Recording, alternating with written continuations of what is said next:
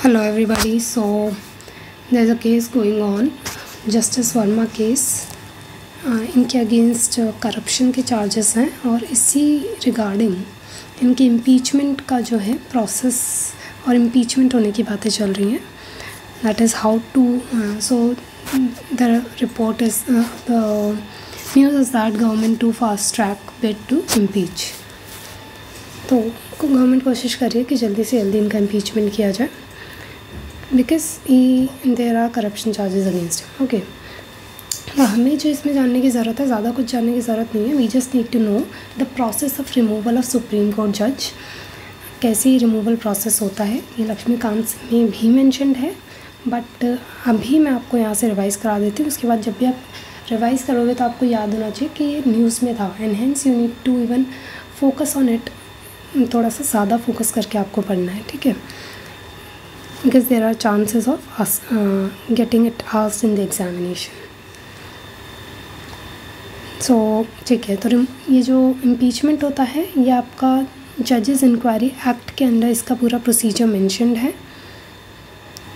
ठीक है, जजेस इंक्वायरी एक्ट 1968 के अंदर. तो ये होता कैसे है इम्पीचमेंट, ये हम देख लेते हैं.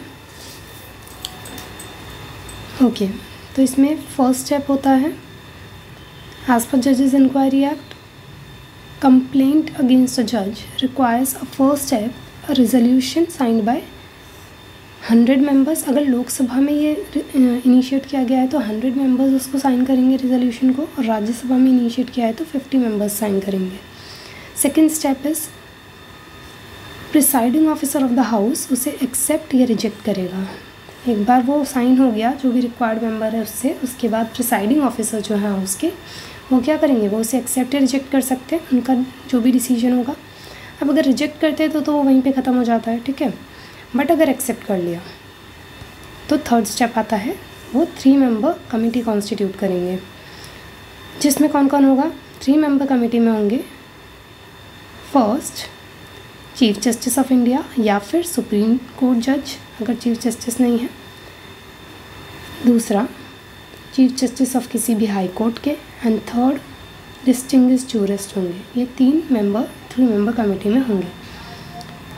इफ़ कमेटी उन्हें गिल्टी पाती है, जो जिनके भी अगेंस्ट ये इंक्वायरी चल रही है, अगर उन्हें गिल्टी फाइंड किया जाता है तो ये जो रिपोर्ट है कमेटी की ये अडॉप्ट की जाएगी उस हाउस में जहाँ पे ये इंट्रोड्यूस किया गया था, ठीक है. जैसे अगर लोकसभा में इसे टेकअप किया गया था और इनिशिएट किया गया था तो वहीं पे ये रिपोर्ट जो है कमेटी की, जो भी फाइनल रिपोर्ट बनेगी वो अडॉप्ट की जाएगी एंड देन जज का जो रिमूवल है उसे डिबेट किया जाएगा, ठीक है.